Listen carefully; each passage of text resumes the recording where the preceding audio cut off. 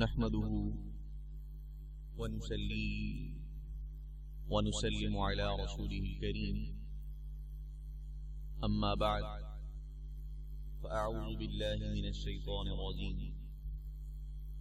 بسم الله الرحمن الرحيم قال الله تبارك وتعالى في شان حبيبه إن الله وملائكته يصلون على النبي يا أيها الذين آمنوا صلوا عليه وسلموا تسليما والصلاة والسلام عليك يا سيدي يا رسول الله وعلى آلك وأصحابك يا سيدي يا حبيب الله الصلاة والسلام عليك يا سيدي يا رسول الله وعلى آلك وأصحابك يا سيدي يا حبيب الله الله رب محمد صلى عليه وسلم ونحن عباد محمد صلى عليه وسلم صلاة وسلاما كثيرا أما بعد فأعوذ بالله من الشيطان الرجيم بسم الله الرحمن الرحيم قال الله تبارك وتعالى في القرآن المجيد واتبع سبيل من أناب إليه صدق الله العظيم وبلغنا رسوله النبي الكريم إن الله وملائكته يصلون على النبي يا أيها الذين آمنوا صلوا عليه وسلموا تسليما. اللہ تبارک و تعالی کا بہت بہت ہم پر احسان ہے اور اس کا شکر ہے کہ اس نے ہمیں نبی کریم صلی اللہ تعالی علیہ وسلم کی امت میں سے پیدا فرمایا، اور اس کا شکر ہے کہ اس نے ہمیں اپنی بارگاہ میں حاضر ہونے کی توفیق بخشی، اور جو اس کا فرمان ہے یا ایھا الذین آمنوا اذا نودی للصلاۃ، کہ اے ایمان والو جب تمہیں بلایا جائے نماز کے لیے من یوم الجمعہ، جمعہ کے دن، فاسعوا الی ذکر اللہ، تو اللہ کے ذکر کی طرف دوڑو، وذروا البیع، اور خرید و فروخت کاروباری معاملات اس وقت کے لیے ترک کر دو، ذالکم خیر لکم ان کنتم تعلمون، یہی تمہارے لیے بہتر ہے اگر تم جانتے۔ اس کا شکر ہے کہ اس نے ہمیں اپنے اس فرمان پر عمل کرنے کی توفیق بخشی۔ اللہ سارے مسلمانوں کو اس پر عمل کی توفیق عطا فرمائے۔ چونکہ یہ مہینہ ربیع الآخر حضور جناب شیخ عبد القادر جیلانی رحمۃ اللہ علیہ المعروف غوث پاک رحمۃ اللہ علیہ کے ساتھ بڑی مناسبت رکھتا ہے، اس لیے ان کی سیرت، ان کی تعلیمات کے حوالے سے کچھ باتیں جو ہے وہ عرض کی جائیں گی۔ اللہ تبارک و تعالی نے قرآن مجید میں ارشاد فرمایا واتبع سبیل من اناب الیہ، کہ پیروی کرو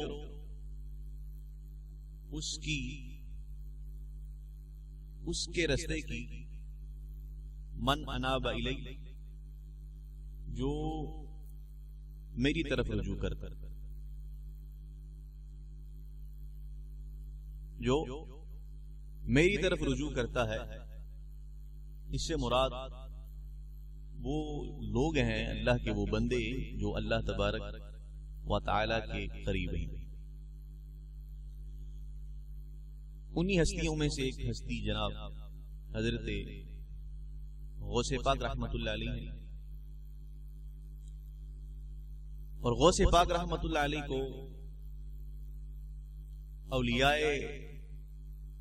کاملین میں یہ درجہ حاصل ہے کہ آپ نے فرمایا قدمی ہذہ علی رکبۃ کل ولی اللہ، کہ میرا یہ قدم جو ہے تمام ولیوں کی، تمام زمانے کے ولیوں کی گردنوں پر. اور آپ کا ایک لقب مشہور ہے محی الدین، یعنی دین کو زندہ کرنے والا. آپ وہ ہستی ہیں کہ جن کو ان کے زمانے کے اندر ہی محی الدین کا لقب دے دیا گیا. حالانکہ پتا تو کوئی بندہ، کسی بندے نے زندگی گزاری ہے، اس کی جو تعلیمات ہیں، جو اس نے تعلیمات چھوڑی ہیں، اب ان کو پھیلتے پھیلتے تو ایک وقت لگتا ہے.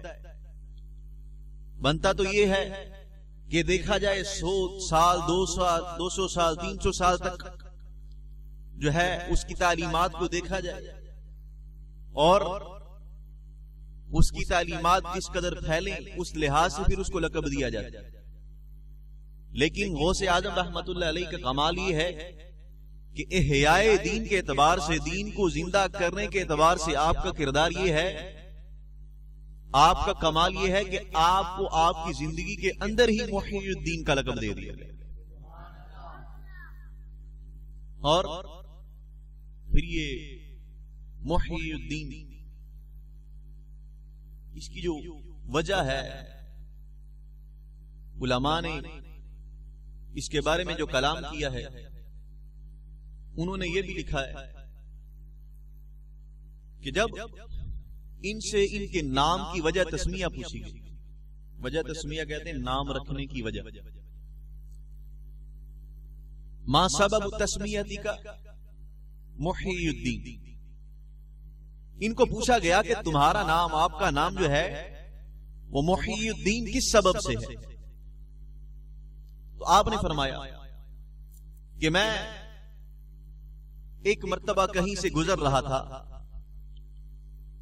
تو ہوا یہ فمررت بشخص مریض، میں ایک مریض شخص کے پاس سے گزرا، متغیر اللون ونحیف البدن، وہ بندہ مریض تھا اور اس کی حالت اس قدر مرض کی وجہ سے خراب تھی کہ اس کے بدن کا رنگ جو ہے وہ بھی بدلا ہوا، اس کے بدن کا رنگ بدلا ہوا تھا. ونحیف البدن، اور نحیف البدن تھا، بالکل کمزور لاغر سا.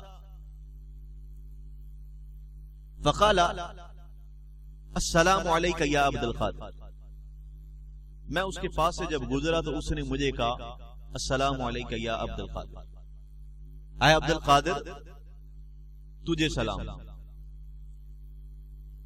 کہ اس نے مجھے سلام کہا، اس کے بعد اس نے مجھے کہا ادن منی فدنوت عنہ، اس نے مجھے کہا میرے قریب ہو جائیے ذرا، میں اس کے قریب ہو گیا. فقال اجلسنی فاجلستہ، اس نے مجھے کہا کہ میرے پاس بیٹھ جاؤ، میں اس کے پاس بیٹھ گیا. فجلستہ، جب میں اس کے پاس بیٹھ گیا، فنما بدنہ، تو اس کا بدن جو ہے وہ تر و تازہ ہو گیا. میں اس کے پاس بیٹھا تو اس کا بدن تر و تازہ ہو گیا. وحسنت صورتہ، اور اس کی جو صورت تھی وہ خوبصورت ہو گئی. وہ رنگ جو اس کے چہرے کا، اس کے بدن کا بدلا ہوا تھا، میرے بیٹھنے کی وجہ سے میں اس کے پاس بیٹھا ہوں تو وہ خوبصورتی پکڑ گئی. وصفا لونہ، اور اس کا رنگ جو ہے وہ صاف ہو گیا. کہتے ہیں فخفت منہ، اب جب میں نے یہ صورتحال دیکھی تو میں ڈر گیا اس سے، میں اس سے گھبرانے لگا، خوف کھانے لگا. جب یہ معاملہ ہوا تو اس نے کہا فقال اتعرفنی، کیا مجھے جانتے ہو؟ فقلت لا، کہتے میں نے کہا میں نہیں جانتا. فقال، پھر اس نے خود ہی کہا انا الدین، میں دین ہوں، میں دین ہوں. وکنت قد سرت کما رأیتنی، میری حالت یہ تھی کہ میں بیمار تھا، ٹھیک نہیں تھا، تم نے مجھے پہلے دیکھا، مگر اب ہوا یہ کیا، تمہارے بیٹھنے کے سبب یہاں کیا ہوا؟ فَأَحْيَانِ اللَّهُ بِكَ، اللہ تبارک و تعالی نے تمہارے سبب جو ہے وہ مجھے زندہ کر دیا. اسی وجہ سے کہا جاتا ہے کہ آپ کا جو نام ہے پھر محی الدین جو ہے وہ پڑ گیا. اور محی الدین دین کو زندہ کرنے والا، یعنی دین کا کام ہی بڑا کیا آپ نے. احیاء دین، حضور اللہ تبارک و تعالی کا قرآن، حضور علیہ الصلوۃ والسلام کی سنتیں، حضور کے احکامات، حضور کے ارشادات، حضور کی احادیث اس قدر زمانے تک پہنچائی اور اس قدر ان کا اثر ثابت ہوا، اور اس کی وجہ سے غیر مسلم یہود و نصارہ جو ہے وہ مسلمان لے کر آئے، کہ جس کی وجہ سے غوث اعظم رحمت اللہ علیہ کا نام ہی محی الدین پڑ گیا. اور پھر آپ کے اوصاف میں سے ایک وصف آپ فرماتے ہیں کل ولی قدم لہ وانا علی قدم النبی بدر الکمال صلی اللہ تعالی علیہ وسلم. کہتے ہیں ہر ولی کسی نہ کسی کے قدم پر ہوتا ہے، ہر ولی کسی نہ کسی کے قدم پر ہوتا ہے، یعنی کسی کی پیروی کر رہا ہوتا ہے، کسی کے طریقہ کار پر ہوتا ہے. اس میں کچھ عادات ایسی پائی جاتی ہیں. ہر زمانے کے اندر جو بھی کوئی ولی آئے اس کے اندر کوئی نہ کوئی وصف ایسا ہوتا ہے جو کسی نبی سے ملتا جلتا ہو، یعنی اس کی پیروی میں ہو. وہ بندہ اس کی پیروی کر رہا ہوتا ہے، اس کو بھی اللہ تبارک و تعالی نے کوئی صفت عطا فرمائی ہوتی ہے کہ وہ کسی نہ کسی نبی کی سنت بن رہی ہوتی ہے. ٹھیک ہے، لیکن احیاء دین کے اعتبار سے نبی کریم صلی اللہ تعالی علیہ وسلم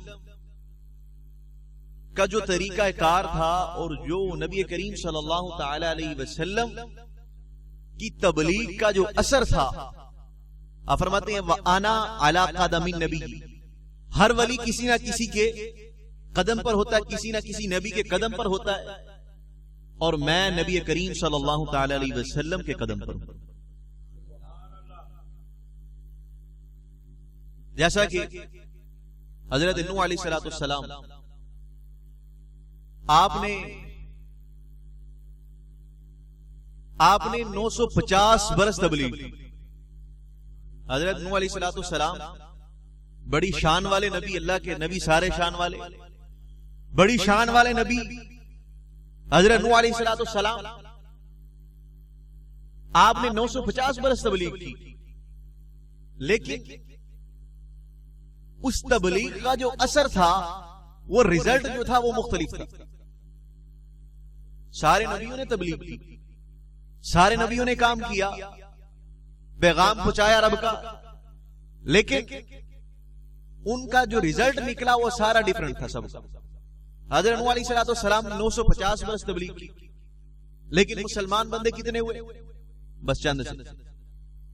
اور دوسری طرف دیکھا جائے تو ہمارے آقا و مولا صلی اللہ تعالی علیہ وسلم، نبی کریم صلی اللہ تعالی علیہ وسلم نے جو نبوت کا دور ہے، یعنی ظاہری طور پر جو نبوت کا اعلان فرمانے کے بعد جو تبلیغ کی، اس کی مدت 23 برس تھی. تو نبی کریم صلی اللہ تعالی علیہ وسلم نے 23 برس تبلیغ کی اور اس کا رزلٹ جو ہے وہ آپ دیکھتے ہیں. اس کا رزلٹ ہے کہ اسلام جو ہے وہ پورے جہاں میں پھیلا، پورے جہاں میں اسلام پھیل گیا. اب یہ اللہ تبارک و تعالیٰ کی عطا ہے. نوح علیہ السلام 950 برس تبلیغ کی اور حضور صلی اللہ تعالی علیہ وسلم نے 23 برس تبلیغ کی. تو اللہ تبارک و تعالیٰ نے آپ کی بات میں، آپ کی تبلیغ میں اثر رکھا جو وہ دوسرے انبیاء سے مختلف. تو اسی طرح جناب غوث پاک رحمت اللہ علیہ فرماتے ہیں وَكُلُّ وَلِيٍّ لَهُ قَدَمٌ وَأَنَا عَلَىٰ قَدَمِ النَّبِيِّ صلی اللہ تعالی علیہ وسلم. ہر ولی کسی نہ کسی نبی کے قدم پر ہوتا ہے اور میں عبد القادر حضور نبی کریم صلی اللہ تعالی علیہ وسلم کے قدم پر. تو ایسا ہی ہے. اب ایسا اب دیکھتے ہیں کہ ولی بڑے بڑے چوٹی کے ولی گزرے ہیں، ایسے ولی جن کا ہم تک نام بھی نہیں پہنچا، ایسے بھی ولی ہوں بڑی شان والے، بڑا کمال اللہ تبارک و تعالی نے انہیں عطا فرمایا، بڑی انہوں نے محنت کی اپنی زندگی میں، بڑی تبلیغ کی ہو، بڑا دین کا کام کیا ہو، لیکن ہم تک وہ نہیں پہنچ پائے.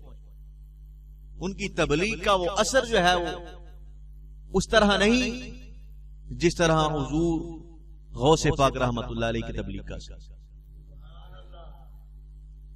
کہ ہر ماہ جو ہے وہ آپ کی 11ویں شری منائی جاتی ہے، اور یہ حضور علیہ السلام کی خاص عطا کی ہوئی چیز ہے آپ.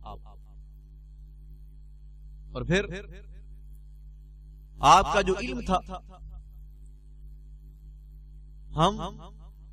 ہمیں جس چیز کی ضرورت ہے وہ ہے آپ کی تعلیمات. اور آپ کی تعلیمات کیا ہے؟ آپ نے علم حاصل کیا، اور آپ کے علم کے بارے میں جو بیان کیا جاتا ہے، آپ کے بیٹے، آپ کے لخت جگر حضرت عبد الرزاق رحمت اللہ علیہ آپ فرماتے ہیں کہ جا فتوی من العجم الى بغداد بعد ان اردت الى علماء العراقین. کہتے ہیں جناب غوث پاک رحمت اللہ علیہ کے شہر بغداد کی طرف ایک فتویٰ آیا، ایک سوال آیا. جو فتویٰ، جو سوال پہلے ان اردت الى علماء العراقین، جو کہ پہلے عراق، دو عراق کہا جاتے ہیں، ایک عراق العجم، ایک عراق العرب، ایک جس کو ایران کہا جاتا ہے اور ایک جس کو عراق کہا جاتا ہے. کہتے ہیں دونوں یہ جو علاقے ہیں ان کے علماء کے پاس فتویٰ آیا، اور فتویٰ آیا جس میں سوال کیا گیا. وہ سوال یہ تھا کہ ایک بندہ ہے جس نے کوئی نظر مانی، اور اس نے نظر مانی ہے کہ اگر میری یہ نظر پوری ہو گئی، میں یہ منت مانتا ہوں، اگر یہ پوری ہو گئی تو میں روئے زمین پر ایسی عبادت کروں گا کہ اس وقت وہ عبادت روئے زمین پر کوئی اور بندہ نہیں کر رہا ہو.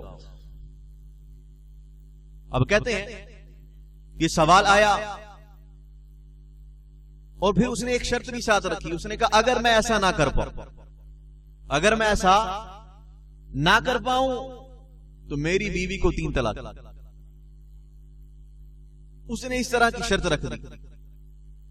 اب آپ اندازہ لگائیے کہ اس وقت ایسے علماء کوئی نہیں تھے جو کہتے تھے کہ ایک وقت میں تو ایک ہی طلاق ہوتی، بلکہ تب بھی ہمارا ہی موقف تھا، یعنی ایک وقت میں 3 طلاقیں ہو جاتی ہیں.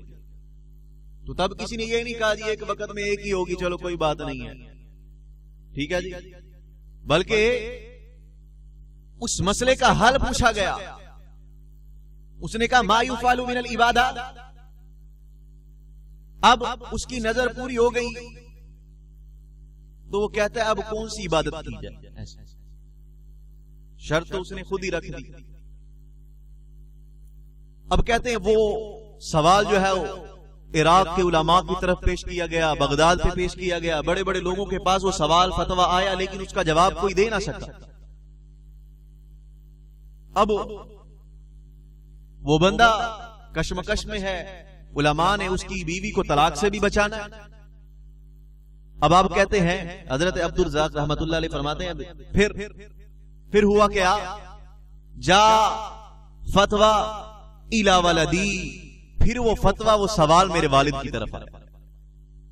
کہتے ہیں میرے والد کی طرف وہ سوال آیا تو میرے والد نے اس کا جواب یوں تحریر فرمایا کہ یہ بندہ جو ہے جس نے یہ نظر مانی ہے اور اس کی نظر پوری ہو گئی ہے، اس بندے کو چاہیے کہ چلا جائے مکہ شریف، چلا جائے مکہ شریف میں چلا جائے، اور وہاں جو مطاف ہے طواف کرنے کی جگہ ہے اس کو اس بندے کے لیے خالی کر دیا جائے، اس جگہ کو خالی کر دیا جائے اور اس اکیلے بندے کو کہا جائے کہ تو طواف کر.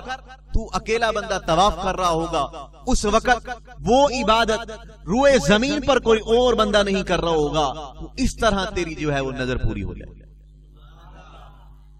اندازہ لگے حضرت غوث پاک رحمت اللہ علیہ کے علم کا حال دیکھیے کہ وہ سوال جس کا جواب ایران و عراق کے علماء میں سے کوئی نہ دے سکا، کوئی نہ دے سکا، جناب غوث پاک رحمت اللہ علیہ نے اس کا جواب اور اس کا حل ارشاد فرمایا. وجہ کیا تھی؟ علم تھا آپ کے پاس. کیا تھا؟ علم تھا. اس لیے نبی کریم صلی اللہ تعالی علیہ وسلم نے ارشاد فرمایا العلماء ورثۃ الانبیاء، علماء نبیوں کے وارث ہیں، علماء نبیوں کے وارث ہیں. اور جناب غوث پاک رحمت اللہ علیہ نے اس قدر جو ہے وہ کمال حاصل کیا، اور صرف ایک چیز میں نہیں، زندگی کے سارے شعبوں میں. روحانی طور پر بھی آپ کو وہ کمال ملا کہ جو صحابہ و تابعین کے بعد اولیاء کاملین میں سے کسی کو بھی اللہ تبارک و تعالی نے عطا نہیں فرمایا. وہ کمال اللہ تبارک و تعالی نے جناب غوث پاک رحمت اللہ علیہ کو عطا فرمایا. اور امام ذہبی ایک امام گزرے ہیں، اور یہ وہ امام ہے کہ جو کسی عالم کے بارے میں، کسی راوی کے بارے میں کوئی روایت، حدیث روایت کرنے والا ہے، حدیث لکھنے والا ہے، امام ذہبی اس کے بارے میں لکھ دے کہ یہ بندہ جو ہے وہ سکہ ہے اور سچا ہے، تو سمجھ لیا جاتا ہے کہ اس بندے کو ایک ڈگری مل گئی. امام ذہبی، کیا نام ہے؟ امام ذہبی. وہ لکھتے ہیں حضرت امام ابو بکر عماد کے حوالے سے، حضور غوث پاک رحمت اللہ علیہ کی علم کو بیان کرتے ہوئے فرماتے ہیں، کہتے ہیں حضرت ابو بکر عماد جو ہے یہ ابن تیمیہ کا شاگرد ہے. ابن تیمیہ جو ہے یہ دیوبندیوں کا، تو وہ اس کا شاگرد تھا. تو اس نے کتابیں بھی لکھی، تصوف کو مانتا نہیں تھا وہ بھی صحیح طرح سے اس وقت. تو غوث پاک رحمت اللہ علیہ کے بارے میں اس نے سنا ہوا تھا کہ یتکلم فی الخواطر، کہ آپ جو ہیں وہ دلوں کے حال بتا دیا کرتے ہیں. آپ دلوں کے حال جو ہے وہ بتا دیتے ہیں. وہ مانتا نہیں تھا. کہتا ہے ایک دن ہوا کیا، کنت قرأت فی اصول الدین، میں عقائد کے مسائل پڑھ رہا تھا، فاوقع عندی شک، تو کسی چیز کے بارے میں، کسی عقیدے کے بارے میں میرے دل میں جو ہے وہ شک واقع. کہتے ہیں میرے دل میں وہ شک پیدا ہوا تو میں فکر مند تھا اس بارے میں، سوچو بچار میں پڑا ہوا تھا. ایسا ہوا کہ ایک مرتبہ میرا گزر جو ہے وہ ان دنوں میں حضرت غوث پاک رحمت اللہ علیہ کی جو محفل ہے اس سے ہو گیا، آپ کی مجلس سے ہوا. کہتے میں فمدیت، میں وہاں سے گزر گیا، لیکن میں نے گزرتے ہوئے دیکھا کیا کہ جب غوث پاک رحمت اللہ علیہ کی نظر میرے پہ پڑی، فقال اعتقادنا اعتقاد السلف الصالحین والصحابہ.